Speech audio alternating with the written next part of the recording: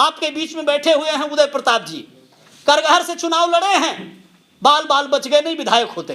फूल वही चुन पाते हैं जो कांटों से टकराते हैं, अधिकार न मांगे मिले कभी, अधिकार तो छीने जाते। पहले अपने पास एससी थे, फिर एसटी जुड़े, फिर ओबीसी आए, फिर माइनॉरिटी आए, अब पंडित जी भी आ गए, बाबू साहेब भी आ गए।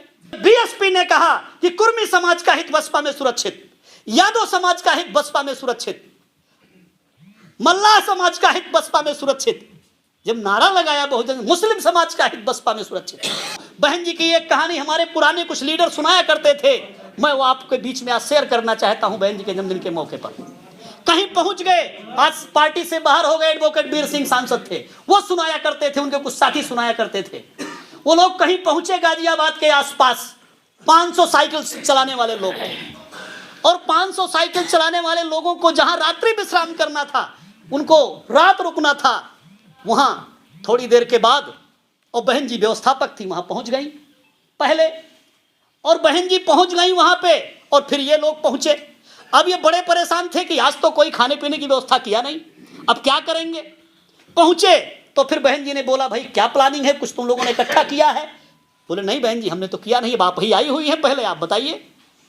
तो बहन जी ने फिर क्या तरीका निकाला, बहन जी ने फिर उसमें से जिम्मेदार आदमी को कहा कि ऐसा करो कि ये जहां हम ठहरे हुए हैं, चारों तरफ सर्वजन समाज की बस्ती है, चारों तरफ सर्वजन समाज की बस्ती है, आप जाओ, 500 लोग हो, ये जो पन्नी होती है, क्या बोलेंगे उसको, लिफाफा, प्लास्टिक का जो लिफाफा होता है, जो पन्नी होती है, पॉलीथीन, तो 500 पॉलीथीन जाके परचेज करके ले आओ।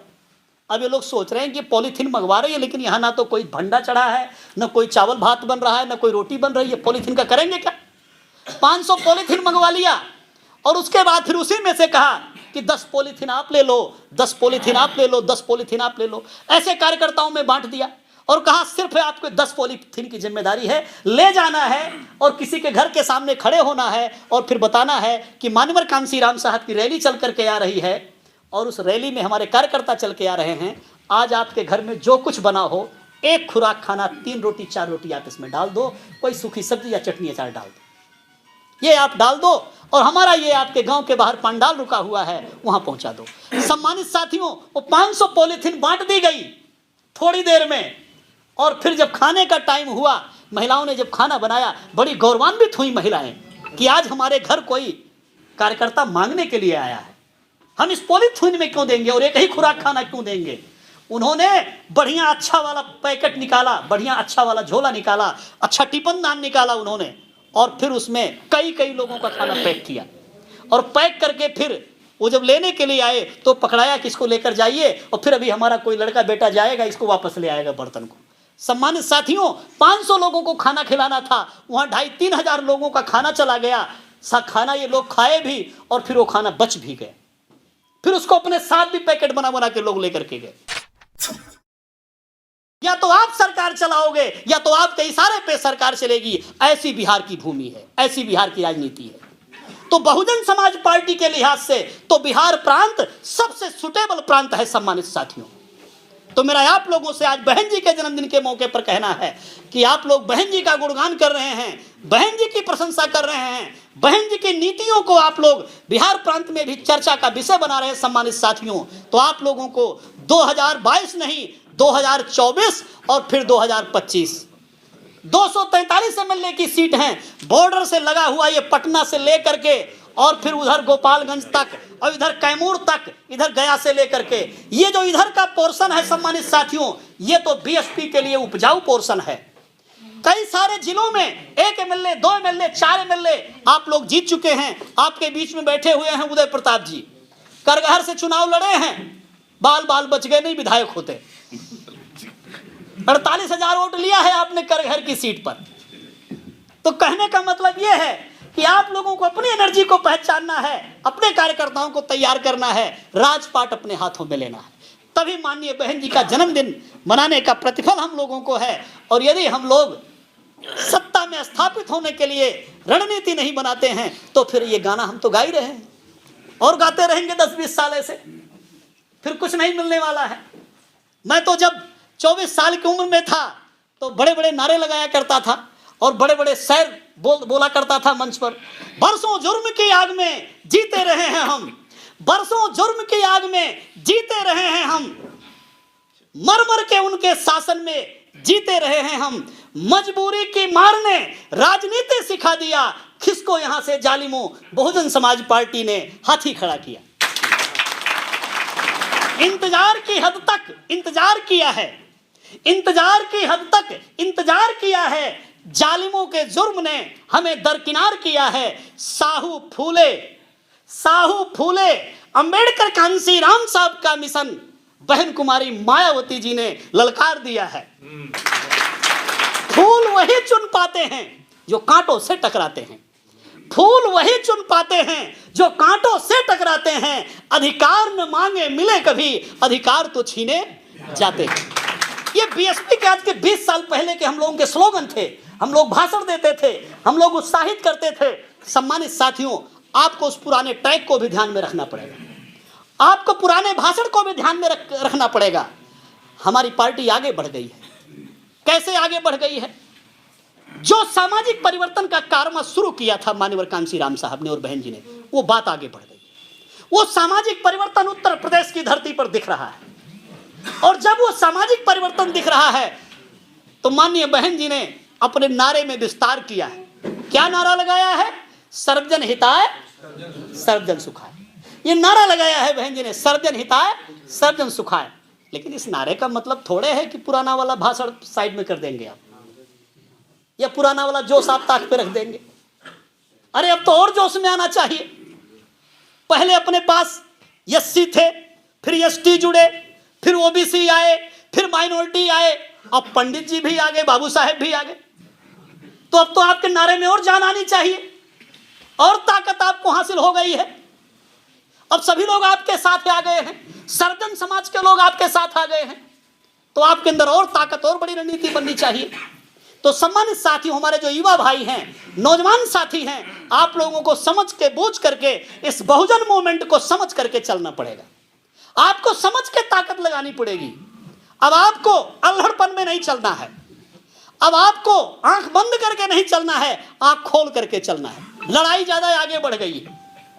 ये पोलिंग बूथ कमेटी बनाने का काम, ये हमारे बुजुर्ग लोग कुछ बैठे हुए, पुराने लोग, द्वारिका बाबू बैठे हुए हैं, ओ हरिनाथ जी बैठे हुए, हरिप्रसाद जी बैठे हुए हैं। जरा बताइए कि जब कांग्रेस का जमाना था तो क्या उधर बूथ कमेटी बनती थी? कभी कोई बूथ कमेटी बनाता था? सेक्टर कमेटी बनाता था? एक जीप आती थी गांव के मुखिया के घर पे, और गांव के मुखिया को जीप सेट करके चली जाती थी, और मुखिया जी कह देते थे कि जाइए सारा वोट आपका। बाद में जब बीएसपी बनी, तो जब बीएसपी ने कहा कि कुर्मी समाज का हित बसपा में सुरक्षित, यादव समाज का हित बसपा में सुरक्षित, मल्लाह समाज का हित बसपा में सुरक्षित, जब नारा लगाया बहुजन मुस्लिम समाज का हित बसपा में सुरक्षित, तो एक जीप से काम नहीं चला। फिर अब कई जीप करनी पड़ी उनको।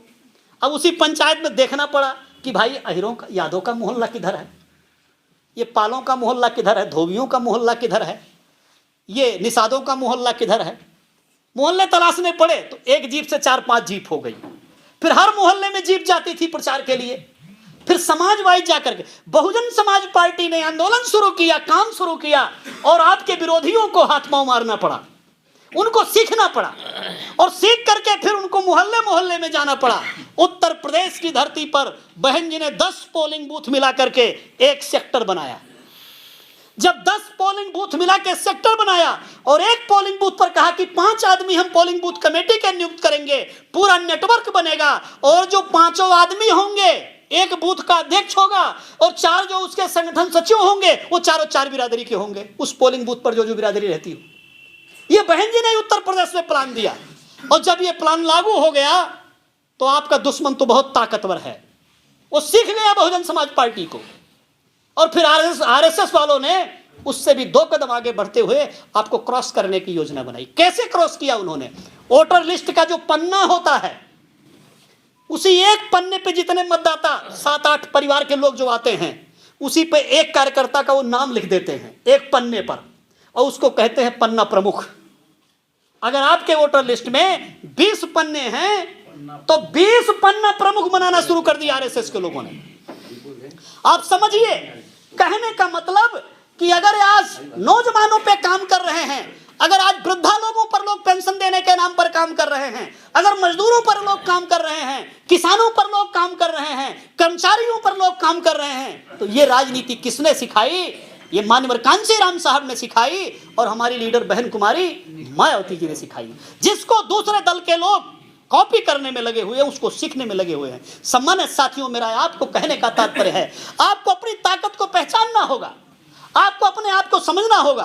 अरे जब आपकी पॉलिटिकल पार्टी से, आपके दोनों लीडर से, साहब से और बहन जी से सीख करके वो लोग अपना दल चला रहे हैं और सत्ता पर कब्जा कर रहे हैं, तो फिर आप हाथ पर हाथ रख के कैसे बैठे हुए हैं? अब आप कहेंगे कि फॉर्मूला हमारा है, लेकिन सत्ता पर वो कब्जा कैसे बने हुए हैं? हमें अपडेट रहना होगा। उनके पास संसाधन ज्यादा है, संपत्ति ज्यादा है, ताकत ज्यादा है, उनके पास बंदूक ज्यादा है, उनके पास राइफल ज्यादा है, उनके पास ट्रैक्टर और ट्राली ज्यादा है, ट्रक है, बस है, उनके पास संसाधन ज्यादा है। तो मानवर कांशीराम जी ने कहा कि हमारे लोगों के पास बड़े बड़े संसाधन नहीं हैं, हम छोटे छोटे संसाधनों का बड़े पैमाने पर प्रयोग करेंगे।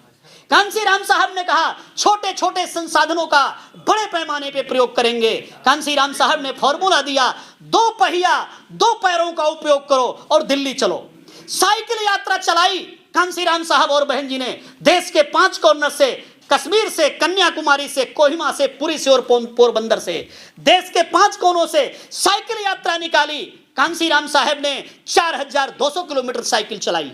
बहन जी तो लड़की थी, वो साइकिल नहीं चलाते थी। बहन जी गाड़ी में बैठ करके जहां पे हमारे साइकिल यात्रियों का पड़ाव पड़ता था, वहां बहन जी पहुंच करके और उनके ठहरने का, उनके भोजन की व्यवस्था देखा करती थी बहन जी। सम्मानित साथियों, तो ये हमारी लीडर माननीय बहन जी जो आपकी अगुवाई करके आज यहां तक पहुंचाई हैं, वो बहन जी में टैलेंट है, वो दिमाग है, वो निर्भीकता है। कहने का मतलब, आज माननीय बहन जी के जन्मदिन को मना रहे हैं, तो सम्मानित साथियों, साहब से, बहन जी से हम लोगों को तकनीकी सीखना पड़ेगा, हमको टेक्निक सीखना पड़ेगा। अरे ये आज तो मोबाइल का जमाना आ गया, ये मोबाइल का जमाना आ गया, इस पर तो आप मैसेज करते रहते हो। आप सही मैसेज करो, सही ग्रुप बनाओ, सही चयनित करो, सही लोगों से बात करो, आप मूवमेंट चलाओ ना अपना। इस छोटे से संसाधन का, उस जमाने में साइकिल संसाधन था, आज ये मोबाइल संसाधन है, इसका उपयोग करो। आप बड़े पैमाने पे स्ट्रेटजी बना के आप लोग चलो। आप अपनी विधानसभा में 100 लोगों की सूची बनाओ, 100 लोगों को रोज ऑपरेट करो, रोज उनसे फोन पर बात करो। आप जब पर डे एक बार जय भीम करोगे 10 लोगों से, और महीने भर तक करोगे, 1 साल तक करोगे, फिर जब बुलाओगे तो कोई भी उसमें से अपने घर पर बहाना नहीं बनाएगा कि मुझे बुखार चढ़ गया है, मुझे जूड़ी आ गई है, कोई नहीं कहने वाला रहेगा। अगर चढ़ी भी होगी तो उस जूड़ी को निकाल के घर पे रख देगा। और वो जो बोलते हैं धर्मवीर सिंह अशोक साहब कि बीएसपी का कार्यकर्ता कभी बीमार नहीं होता है, तो फिर बीमारी घर पर छोड़ देगा और वो आपके कार्यक्रम में आएगा, आपके आंदोलन में आएगा। सम्मानित साथियों, आपको तरीका निकालना पड़ेगा, आपको टैलेंट बनाना पड़ेगा, बहन जी का प्रचार करना पड़ेगा। बिहार के गांव देहात तक बहन जी की बात नहीं पहुंच रही है, बहन जी की ख्याति नहीं पहुंच रही है। अरे कोई कार्यकर्ता तो हम लोग जाते हैं तो फिर वो खाली नाम तो जानता है वो, लेकिन फिर नेगेटिव फॉर्म में बात करता है।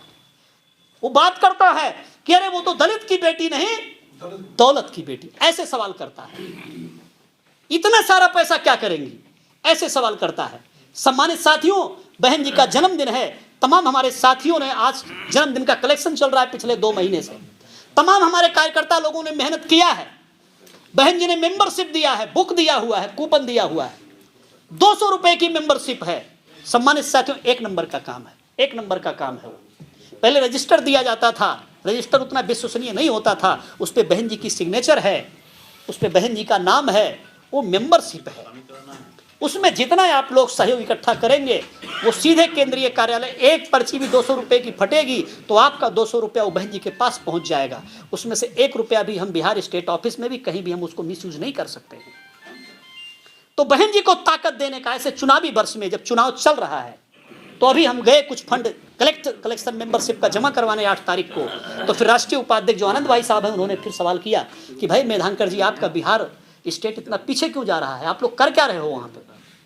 क्योंकि जब हम वहाँ पर गए, एंट्री करवा के आए, तो वास्तव में बिहार सबसे पीछे है फंड कलेक्शन में, और मेंबरशिप काटने में बिहार सबसे पीछे है। तो सम्मानित साथियों, आपके स्टेट को सबसे पीछे ना काउंट किया जाए।